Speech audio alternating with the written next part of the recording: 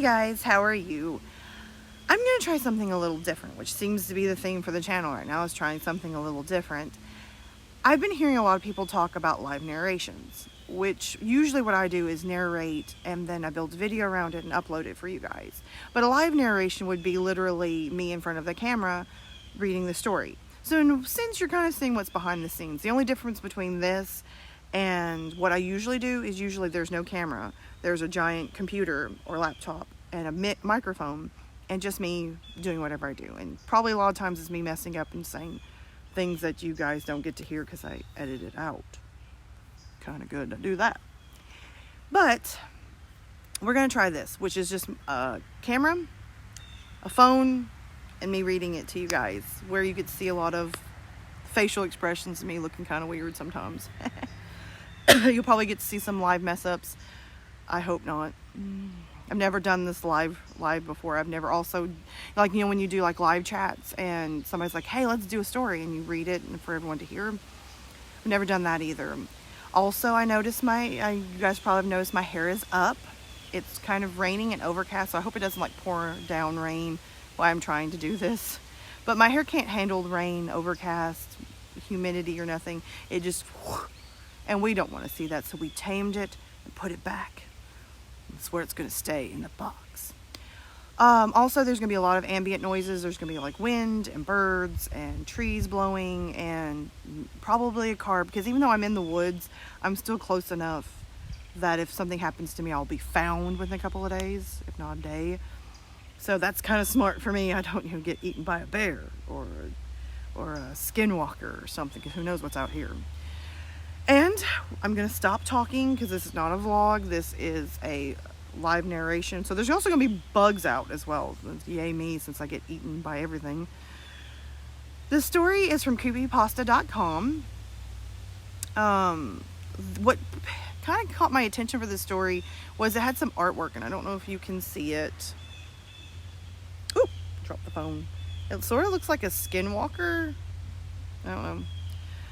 So it caught my attention, and the story is entitled What Happened to Ella. It's under Beings and Entities. It got 9 stars out of 10, which I always try to look for things that are like 8 and up, because, you know, it just got a better rating. It says it's written by, and then there's no name, so I don't know if they just forgot to write their name or it's a glitch or something. So we're just going to go with it. And my sister has been gone for 25 years now. And I think it's finally time to tell her story. It was the summer. My sister Ella and I had barely lived on the farm 6 months. Our father was off in the military, having been gone about 2 years at this time. We missed him so much. The farm sat in the middle of nowhere, with miles and miles between our family and others. Our mother worked hard to raise us two. Her work only increased due to the fact that she had to tend the farm. We tried our best to help our mother with the daily chores like feeding the chickens, collecting the eggs, giving the animals hay, and slopping the pigs. We felt we did hard work, though our portion of the work was less than 10% of what needed to be done daily. Most of our time was spent doing what most 6 and 8-year-olds might do, playing in the yard and having fun. Our house was an old white painted 2-story house plus basement. The paint chipping off the exterior walls, and the shutters were missing, but it was cozy and nice, even having a large tire swing on the tree in the front.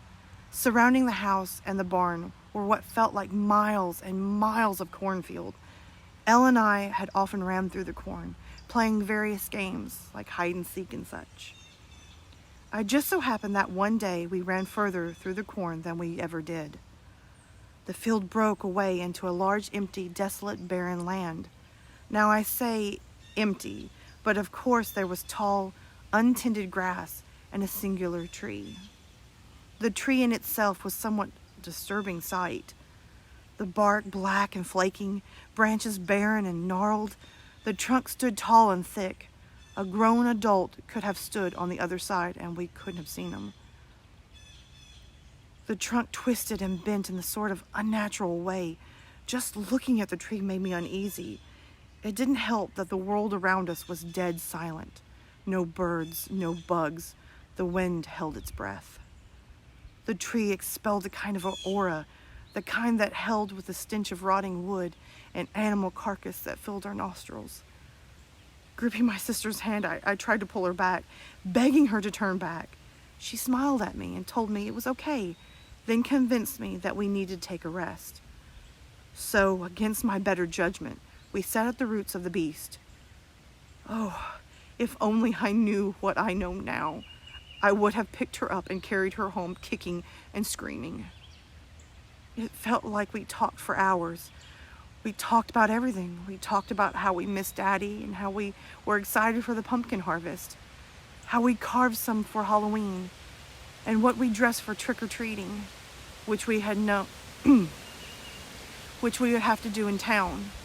Eventually, Ella brought up her sadness. She told me if we could, she wished for new toys and other luxury things.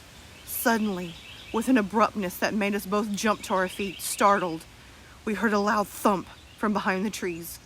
Slowly and cautiously, with a scared glance to one another, we took hold of each other's hands and went to look. There, at the base of the tree, 2 brand new rag dolls with beautiful brown yarn hair and sweet painted faces. Each doll wore a different dress, one in yellow, the other in sky blue. Between the dolls sat a multicolored top, a toy boat with a cherry-colored finish and white sail, and a set of jacks with shiny red ball. Dumbfounded, we looked at one another, but we were alone. Ella gathered the toys despite my protests. We went home.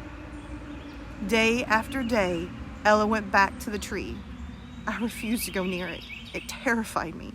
Each day she brought back more and more things. Sweets, toys, books, costume jewelry, and clothing in exact sizes. Mom never seemed to notice. How could she, when she was so busy with the farm? One day Ella and her got into a fight and Ella ran. I knew where she was heading. I followed her quickly, stealthily, through the corn. The only light to guide me was the harvest moon casting a pumpkin glow. I was right. She stood in front of the tree, still sniffling from her fight, but speaking to someone I couldn't see. A soft, airy woman's voice returned the conversation, but I couldn't hear her over the sound of my heart beating terrified. Ella begged the woman I couldn't see to take her away. That was when I found my courage to step forward and drag her away. I moved from my hiding place to grab my sister's hand when the sound of splintering wood broke the silence. The massive gnarled trunk split open, and what emerged from its depths I will never forget. Frozen, stuck to the spot in sheer terror, I stared at it, or rather her, as she emerged. The head rocked side to side, allowed the horns of a bovine skull that served as her head through the trunk's gape.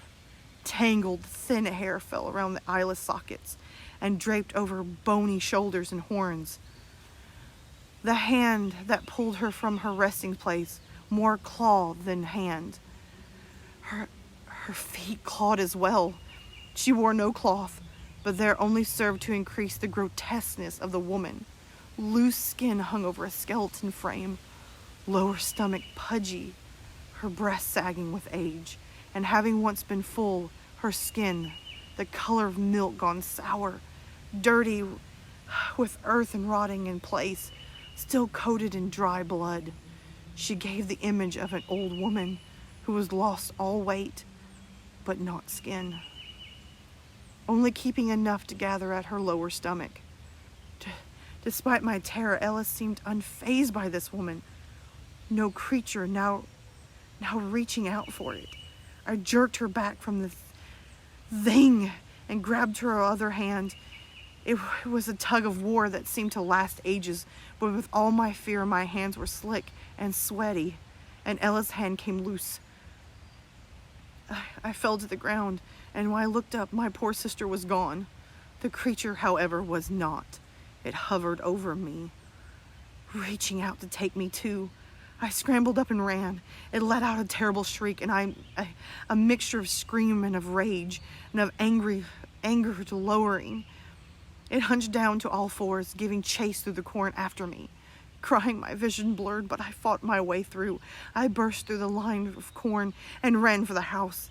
Glancing back, I could see it, glowering at me at the line. My mother didn't believe my story. Who would? The police were called. A search went on, but she was never found. My mom refused to move, even after my sister's funeral, as they'd given up that she was still alive.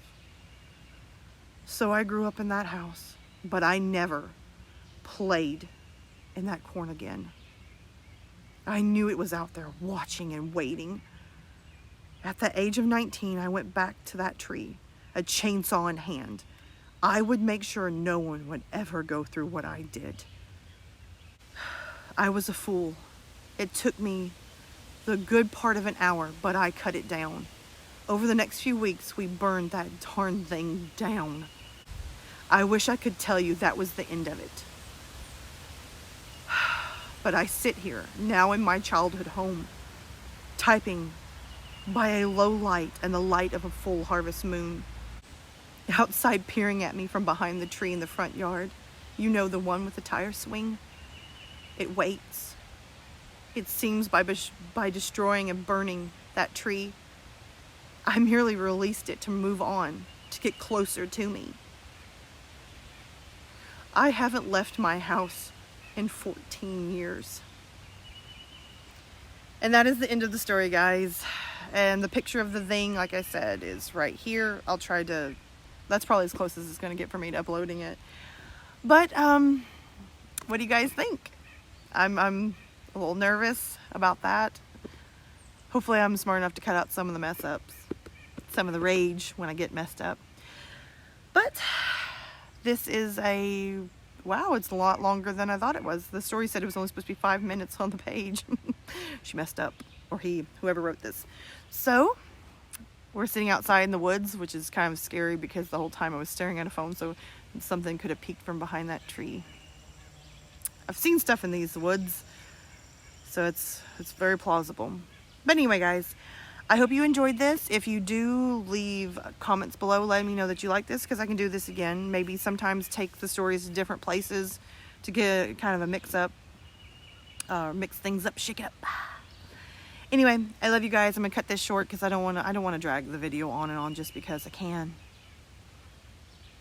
But I will ask you, I have to ask this. How are you guys? Are you staying safe? Are you okay? Please, my DMs are open if you need somebody. I am always here, a listening ear to love you and take care of you. And as always, I can say this in the narration video now. And as always, I love you, and I will see you in the next video. Bye.